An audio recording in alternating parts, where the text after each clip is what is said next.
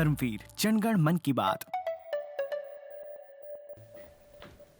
राम राम किसान भाइयों, मैं हूं आशीष जोशी और आप देख और सुन रहे हैं रेडियो कर्मवीर 90.0 FM और हमारे इस खास कार्यक्रम मेरी माटी मेरा खेत में आपका हार्दिक स्वागत है। हमारा ये एपिसोड नेशनल फर्टिलाइजर्स लिमिटेड विजयपुर द्वारा प्रायोजित है, जो कि एक ग्रेड का मिनी रत्न कंपनी है, जो कि केंद्र में रसायन एवं उर्वरक मंत्रालय के अंतर्गत काम करती है। और हमारे इस खास एपिसोड में हमारे मेहमान हैं डॉक्टर तेजिंदर सिंह जी, जो कि नेशनल फर्टिलाइजर्स लिमिटेड के आंचलिक प्रबंधक हैं। तेजिंदर जी, आपका इस खास कार्यक्रम में हार्दिक स्वागत है। नमस्कार जोशी जी, मैं अपने सभी किसान भाइयों को नमस्कार करना चाहता हूँ। सर्वप्रथम मैं तेजिंदर सिंह, आंचलिक प्रबंधक नेशनल फर्टिलाइजर्स लिमिटेड भोपाल कार्यालय में पदस्थ हूँ और यहाँ से हम मध्य प्रदेश, छत्तीसगढ़, उड़ीसा, गुजरात और महाराष्ट्र में सभी गतिविधियाँ हम करते हैं। और NFL किसानों के साथ हमेशा सीधा संपर्क स्थापित करती है, क्योंकि हमारे कंपनी का स्लोगन है किसानों का मित्र राष्ट्र का गौरव। अगर किसान के साथ ही हमने नहीं जुड़े तो हम अपने जो हमारा उद्देश्य है उसमें हम सफल नहीं हो पाएंगे। इसलिए हमें विभिन्न प्रकार की गतिविधियों के साथ किसानों के साथ जुड़ाव हमारा रहता है। और NFL एक ऐसी कंपनी है जो किसानों को विभिन्न प्रकार की सर्विसेज हम प्रदान करते हैं। उसमें मृदा परीक्षण है, क्योंकि यह हमारे भारत सरकार का भी मिशन है, जिसके तहत कि कोई भी किसान अपने खेत के अंदर जो भी उर्वरक का प्रयोग कर रहा है उसका मृदा परीक्षण के बगैर अगर प्रयोग कर रहा है तो एक अनुचित प्रयोग है, उपयोग कर रहा है। उसमें वो मात्रा कम या ज़्यादा उपयोग कर रहा है, जिससे उसकी लागत बढ़ रही है, लेकिन उसकी उत्पादन क्षमता पूरी तरह से वो नहीं ले पा रहा, उत्पादन नहीं ले पा रहा, जिससे कि उसका खर्च बढ़ता है और उसका मुनाफा कम होता है। तो हमारा हमेशा ही कोशिश रहता है कि हम किसानों को समय समय पर अवगत कराएं, उनकी मिट्टी की जांच करें। उसके लिए हम समय समय पर किसान के गांव में भी जाते हैं, प्रशिक्षित करते हैं। वहाँ पर उनके खेत के ऊपर भी हम विभिन्न प्रकार के प्रदर्शन करके उनसे जुड़े रहते हैं। विभिन्न प्रकार की फसलों पे हम जैसे जैव उर्वरक का प्रयोग करके उनके खेतों पर हम एक प्रयोग करके उनको दिखाते हैं, जिससे कि मौके पर उसको प्रशिक्षित किया जा सके और उसकी फसल का एक बताया जा सके कि जैव उर्वरक का और जो हमारा दूसरे उर्वरक है उनका इकट्ठा उपयोग करने से कितना उसका फ़ायदा है। और दूसरा क्या है कि अगर मृदा परीक्षण करने के उपरांत फार्मर अपना उचित तरीके से प्रबंधन करता है खाद का, उसमें क्या है कि साथ में हम जैविक खाद डालें, कंपोस्ट खाद का उपयोग करें, उसमें जैसे हम विभिन्न प्रकार के फसलों का अवशेष का प्रबंधन करें। इन सब का प्रबंधन करने के उपरांत उसके साथ जब हम केमिकल फर्टिलाइजर डालते हैं तो उसका भरपूर पौधा उपयोग कर पाता है और उससे आपकी जो उत्पादन क्षमता है वो बढ़ती है, साथ साथ लागत भी कम होती है। और साथ इसके साथ सबसे बड़ा जो है हमारा जलवायु का प्रबंधन और मिट्टी का स्वास्थ्य में उसको सुधार करना। अगर हमारी देखिए, किसान का मित्र राष्ट्र का गौरव का मतलब ही है, सर्वप्रथम अगर कृषि में हम कोई भी पैमाना लेते तो वो हमारी मिट्टी है। और मिट्टी को हमेशा भारत में माँ का दर्जा दिया गया। माँ का दर्जा क्यों दिया गया है कि अगर माँ अपने आप में अपने सभी बच्चों का ख्याल रखती है और जो हमारी मिट्टी ही है वही हमारे को खान पान, जो भी हमारे खाने की वस्तुएं हैं वही हमारे को प्रदान करती है। अगर उसके स्वास्थ्य का हम ख्याल नहीं रख सकते तो किसान भाइयों, ये हम उसके साथ अन्याय कर रहे हैं और हमेशा हमारे को उसके स्वास्थ्य का ख्याल रखना ही चाहिए। उसमें सबसे ज़्यादा ज़रूरी है उसके अंदर ऑर्गेनिक कार्बन को मेंटेन करना। ऑर्गेनिक कार्बन क्यों? क्योंकि जब अगर उसके अंदर उपयुक्त मात्रा में ऑर्गेनिक कार्बन होगा, जिसकी आज लगातार कमी बढ़ती जा रही है। कमी बढ़ने का कारण है कि हम उसके अंदर उतने जो पोषक तत्वों की ज़रूरत है उतना दे नहीं पा रहे और उससे उसका दोहन ज़्यादा कर रहे हैं। जैसे मान लो हम गेहूँ और धान के फसल चक्कर को लें तो दोनों की दोनों फसल में जो उसका पौधा उसमें विभिन्न प्रकार के तत्वों का इंटेक करता है वो बहुत ज़्यादा है, उसके बदले में उतना हम उसको नहीं दे पा रहे। तो इसलिए आज की समय में भारत सरकार का, स्टेट जो राज्य सरकारें हैं, विभिन्न प्रकार के जो कृषि से जुड़े हुए अदारे हैं, उन सब का एक ही मकसद है कि किसी न किसी प्रकार से हम किसान को शिक्षित कर सके कि वो अपने आप में मिट्टी का स्वास्थ्य का ध्यान कैसे रख सकता है, उचित खाद प्रबंधन कैसे कर सकता है। और इसके साथ साथ मिट्टी ही नहीं, मिट्टी के अंदर जो हम पानी दे रहे हैं उसका भी उपयोग किसान को अपने खेत के पानी की जांच करवा के करना चाहिए, जो मेरा अपना कहना है, ताकि हमारे को पता चल सके कि हमारा पानी कितना उपयोगी है, किस फसल के लिए उपयोगी है। सर, क्या होता है कि किसान एक दूसरे को देखा देखी फसल लगाता है अपने खेत में, जो नहीं होना चाहिए। उसको मिट्टी जांच के उपरांत पता चलता है कि मेरी मिट्टी में कौन सी फसल बेहतर हो सकती है। अगर मान लो कोई ऐसी क्रॉप को हम उगा रहे, कोई फसल लगा रहे हैं जिसका हमारी मिट्टी का जो स्वास्थ्य है उसके अनुकूल ही नहीं है, या वो वहाँ की मिट्टी में उसकी उत्पादन क्षमता पूरी नहीं ले सकते, तो उसको हमने नहीं लगाना चाहिए। तो ये सब चीज़ें हम जब ही कर सकते हैं जब हम उसका मिट्टी का जांच करवाएं, पानी का जांच करवाएं। तो मैं सभी किसान भाइयों से हाथ जोड़ के ये निवेदन करूंगा कि आप जिस भी माध्यम से अपनी मिट्टी की जांच करवा सकते हैं, अपने पानी की जांच करवा सकते हैं, वो करवानी चाहिए। और उसके उपरांत ही आपको ये फैसला लेना चाहिए कि मैं अपने खेत में कौन सी फसल लगाऊं। सर्वप्रथम यही मेरा सभी को संबोधन है कि आप उसका जरूर प्रयोग करें। डॉक्टर साहब, आपने एक महत्वपूर्ण बात कही है कि कई बार जो होता है, किसान जो होता है अपने इलाके के दूसरे किसानों को देखकर उस तरह की फसल को जो है अपने खेत में बोता है। लेकिन ऐसा भी होता है कि कई बार ज़रूरी नहीं है कि जो थोड़ी दूर के खेत में हो रहा है वो उस वहाँ की अपने उसके खेत की मिट्टी भी उसके अनुकूल हो, इस तरह का। और आप दूसरी बात ये मैं जानना चाहता हूँ कि क्या किस तरीके से किसान भाइयों का रिस्पॉन्स है। जैसे आपने कहा केंद्र की मोदी सरकार चाहती है कि सभी किसान भाई जो है अपना सॉइल टेस्ट कराएं, तो किस तरह का रिस्पांस आपको अभी तक मिलता है कि सभी लोग क्या करवाते हैं इस तरीके से? क्या संख्या, इस पैमाना कितना बड़ा है? जोशी जी, जो अभी तक ये इस प्रकार की स्कीम्स आई है तो उसमें नेचुरली की जागरूकता की बहुत बड़ी ज़रूरत है। कुछ किसान अभी इसमें अपने आप आगे बढ़ चढ़ के भी हिस्सा ले रहे हैं और खुद भी हमारे पास मिट्टी के अपना सैंपल लेके आते हैं। लेकिन विभिन्न जो भी माध्यम है उनके माध्यम से सभी लोग किसान तक खुद पहुंच रहे हैं, और ये हमारा दायित्व भी है क्योंकि हम डायरेक्ट किसान से ही जुड़े हुए हैं। अगर किसान के घर पे जाके, उसके गांव में जाके अगर हम उसको शिक्षित करेंगे और उसको दिखाएंगे कि हाँ इस चीज़ का आपको फायदा है, तो वो नेचुरली शिक्षित होगा। लेकिन आज के उसमें देखें तो जो हमारा मीडिया है उसके माध्यम से हमारा किसान शिक्षित हो रहा है। गाँव के अंदर हम ये आज के दिन में ये नहीं सोच सकते कि वो नहीं जुड़ा हुआ, वो हर तकनीकी से जुड़ा हुआ है। जो हमारा डिजिटल माध्यम है, जैसे मोबाइल आया है तब से, तो मैं ये समझता हूँ कि हमारा हर नागरिक, छोटे से छोटा नागरिक, हर कोने में आदमी हमारा जुड़ा हुआ है नेट से ही नहीं जुड़ा हुआ, वो सर्चिंग भी करता है। और आज की डेट में जो हमारे मीडिया के अंदर है, ऐसा नहीं है कि वो कोई इंग्लिश भाषा का ही प्रयोग है, विभिन्न जो लोकल लैंग्वेज है उसके अंदर भी हमारे कंटेंट सारा उपलब्ध है और लोग सर्च करते हैं और उससे सीखते हैं। और अभी जो खेती है, खेती में ये कहूँगा कि अब सिर्फ एक खेती नहीं रही है, एक व्यवसाय भी हो गया है। कुछ लोग इसको एक व्यवसाय के तरीके से उन्होंने देखना भी शुरू कर दिया है। कुछ जो नए जनरेशन के बच्चे इसमें आए हैं उन्होंने उसमें प्रयोग भी स्टार्ट कर दिया है कि जैसे उससे कितनी ज़्यादा हम फायदा ले सकते हैं, कौन सी फसल से ज़्यादा फायदा ले सकते हैं। अब वो बात नहीं रही कि हम ट्रेडिशनल ही खेती करें। और ये बात आपने जो पूछी कि भाई अगर मान लो मेरे से 10 एकड़ बराबर में दूसरा फार्मर है और उसका मिट्टी और मेरा मिट्टी सेम होगा, ये बिल्कुल ज़रूरी नहीं है और होता भी नहीं है। हाँ ठीक है, एक सेगमेंट होता है कि उस सेगमेंट में सेम फर्टिलिटी हो सकती है, लेकिन ये बिल्कुल ज़रूरी नहीं है। उसका कारण एक और है कि हो सकता है कि वो अपने वहाँ पे इंटीग्रेटेड न्यूट्रिएंट मैनेजमेंट कर रहा हो, संतुलित मतलब उसका प्रबंधन कर रहा हो, मतलब कि वो उसमें अपना गोबर का खाद भी प्रयोग कर रहा है, कंपोस्ट भी डाल रहा है और फसल अवशेष भी प्रबंधन कर रहा है, तो उसकी मिट्टी मेरे से बेहतर होगी। तो मेरा यही कहना है कि आप मिट्टी की जांच तो अवश्य करवाइए, क्योंकि अगर मान लो हम लोग खुद भी, अगर कोई घर में कोई परिवार में बच्चा बीमार हो जाता है, कोई बुजुर्ग बीमार, कोई भी बीमार, हम खुद भी होते हैं, तो हम डॉक्टर के पास जाते हैं, उससे पूछते हैं कि सर ये है, और उसके बाद वो समझता है कि विभिन्न जांच भी करवाते हैं। तो इसी प्रकार जो मिट्टी भी है, मिट्टी भी हमारे शरीर की तरह ही है, उसकी जांच तो अति आवश्यक है।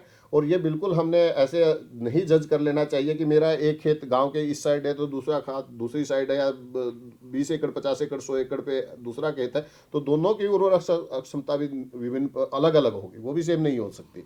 तो इसलिए जब भी आप मिट्टी का जांच करवाओ तो आपके जितने भी खेत हैं उसमें अलग अलग सैंपल लीजिए, अलग अलग सैंपल जांच करवाइए। और ये बहुत ज़रूरी है, क्योंकि आने वाला समय ही इस चीज़ का है कि हम कितना हम अपनी लागत कम कर सकते हैं और मुनाफा बढ़ा सकते हैं। अदरवाइज आने वाला समय ऐसा भी आ सकता है कि देखिए पानी की, हमारा पानी हर दिन नीचे जाता जा रहा है। पानी का प्रबंधन, जिसके लिए विभिन्न प्रकार की सरकारों के द्वारा स्कीमें दी जा रही हैं, जिसमें स्प्रिंकलर इरीगेशन है, ड्रिप इरीगेशन है, जैसी जहाँ रिक्वायरमेंट है वो उसका प्रयोग जब हम करेंगे तकनीकी का, तभी जाके हम अपना लागत कम कर पाएंगे, मुनाफा बढ़ा पाएंगे। और ये हमारे लिए एक चैलेंज भी है। और क्योंकि हम एक भारत कृषि प्रधान देश है, हम ये कहें कि हमारी इकोनॉमी इतनी स्ट्रॉन्ग इकोनॉमी है, मैं कह सकता हूँ हम इतने मजबूत देश हैं कि हमारी जनता जो प्रत्यक्ष और अप्रत्यक्ष रूप से इस पे निर्भर है। हमारा जो बहुत बड़ा एक बिजनेस व्यवसायी तौर पे अगर सोचे तो खेती से हमारा बहुत बड़ा व्यवसाय जुड़ा हुआ है। अब लोग किसान ये भी सोच सकता है कि कैसे व्यवसाय जुड़ा हुआ है।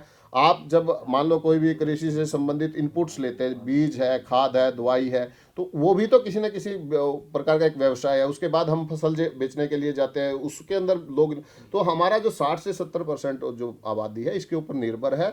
और ये हम अनुभव कर चुके हैं पिछले 3-4 साल में। अगर आप लोग देखें कि जो कोविड की महामारी के दौरान भी हमारे देश की इकोनॉमी बिल्कुल स्टेबल थी और हमारे यहाँ हर आदमी को फिर भी काम था।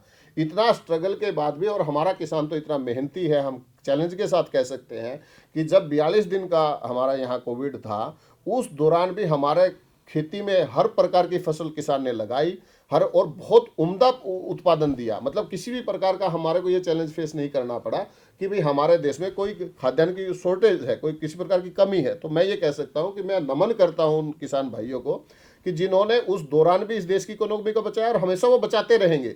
खेती एक ऐसा व्यवसाय है, खेती एक ऐसा काम है कि वो कभी भी बंद नहीं होगा। ये एक पीढ़ी दर पीढ़ी चलता रहेगा। ठीक है, चैलेंज है हमारे पास, बहुत से चैलेंज है, लेकिन उसके साथ साथ उसमें विभिन्न प्रकार की तकनीकें भी ऐड हो रही हैं। मैकेनिकल खेती हो रही है आज की डेट में। अभी जैसे चल रहा है संकल्प विकसित भारत यात्रा चल रही है, उसके अंदर ड्रोन के प्रदर्शन किए जा रहे हैं फार्मर के खेत पे। आगे आने वाले समय में ये भी एक बहुत बड़ा, मैं इस सवाल पर आऊँगा तेजिंदर जी, लेकिन अब हम चूंकि मिट्टी की परीक्षण की बात कर रहे हैं, NFL ने कहा कि आप सॉइल की टेस्टिंग करते हैं, है ना ये, लेकिन क्या आपकी कुछ चलित प्रयोगशालाएं भी हैं कि जो आप किसान के खेत पर जाकर भी आप करते हैं? क्योंकि आपने कहा सैंपल वो लेकर आते हैं, वहाँ तो आप टेस्ट करते हैं, क्या आपकी तरफ से कोई ऐसी व्यवस्था होती है? और क्योंकि मध्य प्रदेश में, और हम आप जिस बात करें यहाँ पर हमारे पर्टिकुलर, तो यहाँ कई जगह काली मिट्टी है, कई जगह पीली मिट्टी है, कुछ जगह लाल मिट्टी भी है। क्या ये मिट्टी के जो रंग पर भी उसका कुछ असर पड़ता है? और अगर जो आप सॉइल टेस्टिंग करते हैं तो आपको किस तरीके के नतीजे आप देखने में आते हैं? जोशी जी, बिल्कुल सही बात आपने पूछा। हमारे यहाँ एक सचल मृदा प्रयोगशाला भी है, जिसको हम गांव में लेके जाते हैं समय समय पर। जब फसल कटती है तो, क्योंकि उसके जो दूसरी फसल लगाने का जो पीरियड होता है, एक समय होता है, बहुत कम होता है, हम बहुत ज़्यादा कवर नहीं कर पाते, लेकिन फिर भी हम कोशिश करते हैं कि प्रदेश के विभिन्न कोणों में जाके कुछ एक गांव के अंदर जाएं, वहाँ पे उनको उनके सैंपल वहीं ले मौके पे और वहीं पे टेस्ट कर सके। लेकिन उसकी एक क्षमता है, क्योंकि एक दिन में जो लैब है हमारे वहाँ, हम 30, 50, 60 सैंपल ही करके रिजल्ट करके देते हैं, लेकिन वहाँ हमारे को सैंपल ज़्यादा प्राप्त होते हैं। तो जो बचे हुए सैंपल होते हैं वो हम साथ लेके आते हैं, और जो हमारे विजयपुर गुना के अंदर लेबोरेटरी है, फिर उसमें हम उसका परीक्षण करते हैं और उसके सॉइल हेल्थ कार्ड, मृदा परीक्षण कार्ड उनको उपलब्ध करवाया जाता है। ये एक हमारी मुफ्त सेवा है, इसके अंदर किसी प्रकार का कोई शुल्क चार्ज नहीं किया जाता। अगर कोई आपको इसके बारे में भ्रमित करता है तो आपको बिल्कुल भ्रमित नहीं होना। NFL की जो भी इस प्रकार की सेवाएं हो, वो उसकी कोई लागत नहीं, वो फ्री सेवा हम किसानों की करते हैं और ये काफ़ी साल से करें और करते रहेंगे आगे भी। तो इसमें जो भी किसान भाई आपके गांव में अगर कोई हमारी मृदा परीक्षण लैब पहुंचती है, तो मैं यही निवेदन करूंगा। हम 2 बार लेके जाते हैं। एक बार अप्रैल महीने में जब गेहूं की फसल कटती है, और अप्रैल से जब अगली फसल लगती है तो उसमें थोड़ा समय ज़्यादा मिलता है, लेकिन जो रबी की फसल जब लगती है खरीफ की कटाई के बाद, उसमें समय बहुत कम होता है। तो तब भी हम कोशिश करते हैं आप लोगों तक पहुंचने की। लेकिन अगर हम आप लोगों तक ना भी पहुंच पाए तो आप लोग अपनी मिट्टी का सैंपल ले सकते हैं। हमारे विभिन्न जिलों में अधिकारी हैं, आप उनसे संपर्क स्थापित कर सकते हैं। हमारी जो वेबसाइट है उसके ऊपर सभी के नंबर्स दिए हुए हैं। हमारे मध्य प्रदेश में जैसे 6 क्षेत्रीय कार्यालय है, तो उनसे संपर्क स्थापित कर सकते हैं। ये हम आपको बिल्कुल निःशुल्क सुविधा उपलब्ध करवाएंगे किसान भाइयों को, और करवा रहे हैं पिछले काफ़ी सालों से, और आगे भी करवाते रहेंगे। रही बात जो जोशी जी ने हमारे से प्रश्न किया कि मिट्टी अलग अलग प्रकार की, ये बिल्कुल सही बात है। जैसे मध्य प्रदेश में काली मिट्टी ज़्यादा है, कहीं पे दूसरी प्रकार की मिट्टी। हर मिट्टी की अगर जांच करेंगे तो उसके नतीजे भी अलग अलग ही मिलेंगे, और हर मिट्टी की जो उर्वरक क्षमता है वो भी अलग अलग है। उसके अंदर जो खादों का प्रयोग करना है वो भी अलग अलग मात्रा में ही करना है, हम कि उसको बिल्कुल एक तरीके से नहीं कर सकते। तो मेरा तो निवेदन यही है कि हम ही नहीं, विभिन्न और जो भी सरकारी अदारे हैं, यूनिवर्सिटी हैं, KVK हैं, और राज्य सरकारी कृषि विभाग है, वो भी इसमें सेवाएं दे रहे हैं। वो भी सभी मतलब मुफ्त में ही सेवाएं दे रहे हैं। उनकी भी लेबोरेटरी है, यूनिवर्सिटी है, कोई भी कृषि विश्वविद्यालय, उसकी भी अपनी लैब है, वो भी उसको कर रहे हैं। तो मैं ये कहूँगा कि अगर आप NFL तक भी ना पहुँचे, इवन जो दूसरी उर्वरक कंपनी है वो भी ये सर्विसेज दे रहे हैं, वो किसी न किसी माध्यम से अपनी मिट्टी की जांच करवाएं और उसके अनुसार उसका उपयोग करें। मेरा यही सभी से अनुरोध है। जी डॉक्टर साहब, आपने जैसे कहा आप सॉइल टेस्टिंग का काम कर रहे हैं, NFL इसके अलावा और क्या किसानों के लिए क्या एक्टिविटीज़ करता है? हम किसानों के लिए जैसे उनके खेत के ऊपर प्रदर्शन लगाते हैं, साथ साथ उसके ऊपर वहाँ KVK से साइंटिस्ट लेके जाके उनसे चर्चा करते हैं, उनको शिक्षित करने की कोशिश करते हैं कि अभी उस क्षेत्र में क्या मतलब फसल के लिए क्या क्या प्रबंधन उन्होंने करना। उसके बाद हम किसानों के लिए ट्रेनिंग प्रोग्राम भी करते हैं और कभी कभी हम किसानों को विश्वविद्यालय में भी, कृषि विश्वविद्यालय में भी लेके जाते हैं, उनका 2 दिन का रेजिडेंशियल ट्रेनिंग भी करवाते हैं। इस प्रकार हम विभिन्न प्रकार के माध्यम से किसान को जो नई नई तकनीकें हैं उससे जोड़ने की कोशिश करते हैं, और जिससे कि उनको उनका ज्ञान बढ़ सके और वो अपना ज़्यादा से ज़्यादा मतलब मुनाफा कमा सके और कम से कम लागत के साथ। आजकल डॉक्टर साहब जैविक खेती की बहुत बात हो रही है।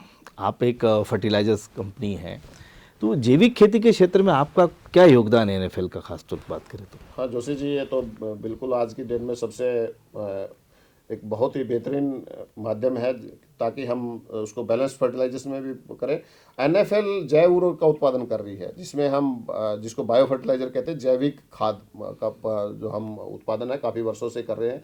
उसमें हम अजोटोबैक्टर करते हैं जो कि नाइट्रोजन के लिए है, पीएसबी है फॉस्फेट सोल्यूबलाइजिंग बैक्टीरिया, वो फॉस्फोरस का जो सॉइल के अंदर होता है उसको वो सोल्यूबलाइज करता है। इवन जेडएसबी करते हैं, जिंक सोल्यूबलाइजिंग बैक्टीरिया उसके अंदर होते हैं जो जिंक सॉइल के अंदर बचा हुआ उसको वो पौधे तक पहुंचाता है। एक केएसबी पे भी अभी हम कर रहे हैं जिसमें पोटास सॉइल के अंदर जो उपलब्ध है उसको पौधा लेता है। तो ये जैविक जो खाद है ये हम अपने गुना प्लांट में उत्पादन इनका कर रहे हैं और किसानों तक जो हमारा चैनल्स हैं जो भी उनके माध्यम से हम पहुंचा रहे हैं। और मैं ये कहूँगा कि ये बहुत ही उम्दा खाद है। इवन कुछ विश्वविद्यालय भी इस पे काम कर रहे हैं, तो इसका प्रयोग उनको करना ही चाहिए। और ख़ास तौर पे अगर हम किचन गार्डनिंग देखें या सब्जियों के उत्पादन में देखें, सब्जी की फसल हम जब करते हैं अगर उसमें इसका प्रयोग करें तो बहुत ही ज़्यादा रिजल्ट है, अच्छे रिजल्ट है। इवन इसमें हम बीज का उपचार के लिए भी, जैसे टीका बोलते हैं, बीज का टीका बोलते हैं, तो उस समय उसका प्रयोग करें। जब गेहूं की बिजाई करते हैं तो टीके का प्रयोग करके अगर उसको बिजाई करते हैं तो आने वाले समय में हम उसमें जो यूरिया डालते हैं उसकी मात्रा कम कर सकते हैं, उसका उत्पादन भी अच्छा होगा। तो ये जैव उर्वरक का जितना प्रयोग हम करेंगे उतना हम उसमें अपने जो अन्य रासायनिक खाद है उसकी कमी कर सकते हैं। साथ ही साथ उससे क्या है कि सोइल का हेल्थ भी सुधरेगा और हमारी लागत कम होगी, मुनाफा ज़्यादा होगा। तो हम तो सरकारी कंपनी है तो हमारा तो दायित्व है कि हम किसान को प्रशिक्षित करें कि वो बैलेंस यूज करे और सोइल का हेल्थ ना बिगड़े और हमारा स्वास्थ्य भी ठीक रहे और जलवायु प्रबंधन भी हो। तो ये तो हमारा दायित्व ही है। तो इस पे हम विभिन्न प्रकार का जैव उर्वरक भी उपलब्ध करवा रहे हैं, कंपोस्ट खाद भी दे रहे हैं, जिससे कि आदमी, क्योंकि आजकल जैसे गोबर का खाद बहुत कम उपलब्ध है तो कंपोस्ट खाद भी साथ में उपलब्ध करवाया जा रहा है। और ये भारत सरकार का ही है कि जो उचित प्रबंधन हो, सब प्रकार की चीज़ें मिला के फार्मर को दी जाए। उससे क्या होगा कि अकेले रासायनिक का प्रयोग करने से स्वास्थ्य मिट्टी का खराब होगा, जिससे कि मिट्टी की उर्वरा शक्ति बरकरार रहेगी और जलवायु प्रबंधन भी होगा। हाँ, आपने बहुत अच्छी बातें की, जलवायु परिवर्तन की बात भी की कि अगर हम बैलेंस बनाएं, क्योंकि सबसे बड़ा आजकल जो चर्चा है कि किसानों के सामने भी संकट है कि वो अपनी जो रासायनिक खेती जो पिछले 50-55 वर्षों से वो करते आ रहे हैं और अब जैविक खेती की बात हो रही है, दोनों के बीच वो किस तरीके से बेहतर संतुलन बना सकता है। ये मैं सवाल आपसे इसलिए कर रहा हूँ क्योंकि आप एनएफएल के अधिकारी होने के साथ साथ आप एक कृषि वैज्ञानिक भी हैं। तो कैसे एक हमारे जो किसान भाई हैं वो दोनों के बीच कैसे संतुलन बना सकते हैं? देखिए सर, इसमें मैं यही कहूँगा जोशी जी कि जब तक समग्र एक जो है इंटीग्रेटेड एक शब्द है, वो अपने आप में ही एक शब्द इस प्रकार से बना हुआ है कि जो भी रिसोर्सेज है, जो जो चीज़ उपलब्ध है हमारे पास, नेचुरल है, मान लो गोबर का खाद है जो हमारे घर में भी होता है, पशु अगर हमारे पास है, उसके बाद जैसे हम जो हमारा एक लीन पीरियड बोलते हैं, जैसे हमारा मार्च में या अप्रैल में गेहूँ कटा तो उसमें एक हम 60 दिन के लिए छोटी फसल एक लगा देते थे, अभी आजकल शायद उसका कम कर रहे हैं, मूंग लगा देते थे या ढैंचे की फसल हम उसमें लगाते हैं, तो उसको लगा दिया जाए तो मूंग में क्या है कि हमारे को कुछ मूंग घर के लिए मिल जाती है और बाकी को हम उसके अंदर सोइल के अंदर उसको बहा देते थे, जिससे कि ये वहाँ जब वो डिकम्पोज होता है उसके अंदर मिट्टी के अंदर मिलता है तो मिट्टी की उर्वरा शक्ति बढ़ती है और साथ साथ ऑर्गेनिक कार्बन बढ़ता है। मतलब इसमें ये कहा, आप ये समझिए कि जो जो चीज़ उपलब्ध है, चाहे उसमें जैविक खाद है, कंपोस्ट खाद है, फसल अवशेष प्रबंधन है और रासायनिक खाद है, अगर इस सारी चीज़ को हम बैलेंस तरीके से प्रयोग करेंगे तो ये हमारा मिट्टी का उर्वरा शक्ति बरकरार रहेगी, पानी के जो हमारा ग्राउंड वाटर है वो बचेगा, साथ में जलवायु परिवर्तन की जो बातें आ रही हैं उसमें हम योगदान कर सकते हैं और हम लागत कम कर सकते हैं। ये चीज़ तो बहुत ज़रूरी है कि जो रिसोर्सेज आपके पास, जैसे अगर हम देखें तो खाने में सिर्फ एक रोटी नहीं खाते हम, कि भी रोटी खाने से हमारा, हम सब्जी विभिन्न प्रकार की सब्जी, हमारी जो शरीर है उसको भी विभिन्न तत्वों की आवश्यकता है, और वो हम दूध से लेते हैं, दही खा रहे हैं, सब्जी खा रहे हैं, रोटी खा रहे हैं। तो उसी प्रकार जो मिट्टी एक हमारी माँ है, तो उसको भी जो उसकी जो क्षमता है उसको हम दोहन ज़्यादा कर रहे हैं और उसको दे कम रहे, तो ये गलत है। मैं ये कहूँगा कि एक समग्र तरीके से अगर हम खेती करेंगे और हर जो रिसोर्स है, अब मान लीजिए जो फसल अवशेष है, सबसे बड़ा आज का मुद्दा है कि हम जैसे धान की कटाई करते हैं और उसके जो अवशेष है उसको जला देते हैं, उससे हमने जो फसल का जो अवशेष था उसकी जो उर्वरा शक्ति थी उसको तो नष्ट किया ही किया, साथ में हमने जो मिट्टी के अंदर जो हमारे मित्र कीट बोलते हैं हम उनको, जो कीटाणु होते हैं जो ऊपर की 10 से 15 सेंटीमीटर की लेयर में होते हैं, उसको साथ में हमने जला दिया, तो वो बहुत बड़ा नुकसान किया हमने। वो जो हमारे फसल को मतलब खाद उपलब्ध करवा रहे हैं उसको जला दिया, मिट्टी की गर्मी बढ़ गई, तो वो एक डबल नुकसान हो गया एक किस्म से। तो ये नहीं करना चाहिए। पहले ज़माने में क्या लोग कि वो जो पराली थी उसको अलग से रखते थे, पशुओं के लिए उपयोग करते थे, लेकिन ठीक है कि हमारे पास समय कम होता है उतना प्रबंधन, लेकिन आज सरकारें भी उस पर बहुत काम कर रही हैं। जैसे पंजाब में है स्कीम है सरकार की कि वो खुद आते हैं उसको बंडल बना के लेके जाते हैं, तो हमारे को उस चीज़ में सरकारों को सहयोग करना चाहिए। वो कहीं ना कहीं आपकी मिट्टी के लिए ही है। तो ये मैं यही कहूँगा कि समग्र तरीके से अगर हम मैनेज करेंगे, उर्वरक हो चाहे, मैं ये नहीं कहूँगा कि रासायनिक खाद ही उसका सोल्यूशन है या जैविक खाद ही सोल्यूशन, सब चीज़ों को मिला के प्रयोग करेंगे तो ये सब चीज़ें का समाधान हमारे को मिलेगा। डॉक्टर साहब, आपने पराली की बात की। वास्तव में पराली जो है दिल्ली में कितना बड़ा संकट उसके कारण होता है। हर साल ये एक समस्या होती है दिल्ली और एनसीआर के क्षेत्र में कि पराली जलाने की घटना के कारण पर्यावरण को भी, और आपने कहा कि उससे खेतों को भी बहुत नुकसान हो रहा है। जो महत्वपूर्ण कीट हैं जो फसल के लिए उपयोगी हैं वो जल जाते हैं। डॉक्टर साहब, आपसे जानना चाहता हूँ कि NFL जो है वो जो केंद्र सरकार की योजना है, राज्य सरकार की योजनाएं हैं, किसानों के लिए लाभ के लिए मदद के लिए बनाई जाती हैं, उसमें किस तरह से आप सहभागी होते हैं? देखिए, किसान जो भी विभिन्न प्रकार की सरकार की स्कीमें होती है, जब हम किसान के पास पहुंचते हैं विभिन्न प्रकार के ट्रेनिंग प्रोग्राम लेके, या हम अपने छोटे छोटे कार्यक्रम जो KVK के साथ जुड़ के करते हैं, उसमें हम हमेशा यही कोशिश करते हैं कि किसान को हमेशा प्रशिक्षित करें, उसको बताएं कि ये चीज़ आप ना करें, जिससे कि हमारे नेशन का भी नुकसान, मतलब एक किस्म से हमारे जो रिसोर्सेज हैं उसका भी नुकसान हो रहा है, आप अपना भी नुकसान करें, तो ऐसे काम ना करें।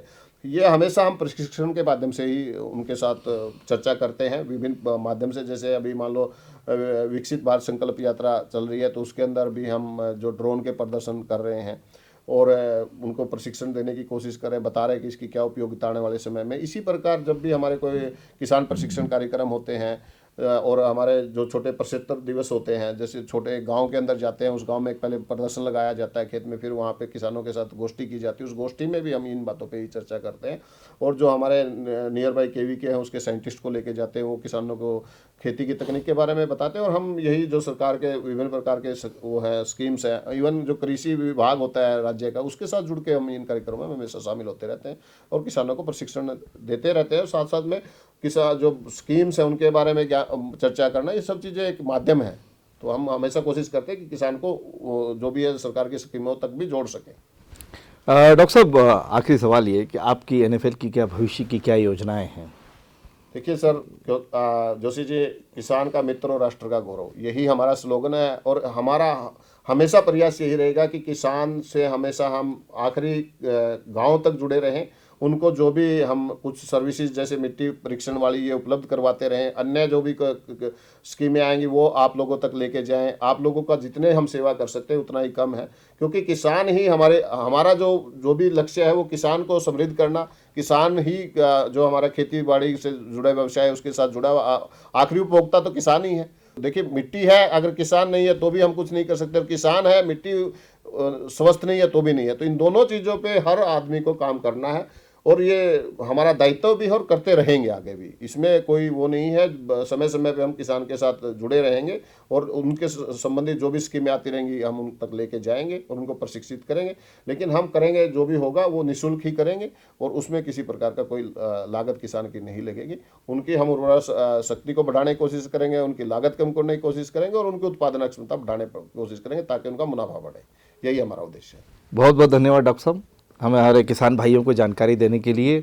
आज वास्तव में मुझे लगता है कि हमारे किसान भाइयों को बहुत महत्वपूर्ण जानकारियाँ मृदा यानी मिट्टी परीक्षण से भी मिली होंगी और किस तरह से अपनी फसल को वो बेहतर बना सकते हैं और किस तरीके से रसायनों का और खाद का एक उचित इस्तेमाल करके वो ज़्यादा से ज़्यादा जो है उत्पादन कर सकते हैं। ये मुझे लगता है बहुत उपयोगी रहा होगा। हमारे इस NFL द्वारा प्रायोजित मेरी माटी मेरा खेत प्रोग्राम में आज के लिए इतना ही। आप देखते रहिए, सुनते रहिए रेडियो कर्मवीर 90.0 FM। धन्यवाद किसान भाइयों, बहुत बहुत धन्यवाद। आओ हम सब थामे हाथ, गांव शहर के करेंगे बात, खेतों और खलियानों से जुड़कर करेंगे जनगण मन की बात। 90.0 FM रेडियो कर्मवीर सुन रहे हैं आप, रेडियो कर्मवीर जनगण मन की बात, रेडियो कर्मवीर हम हैं आपके साथ। रेडियो कर्मवीर जनगण मन की बात।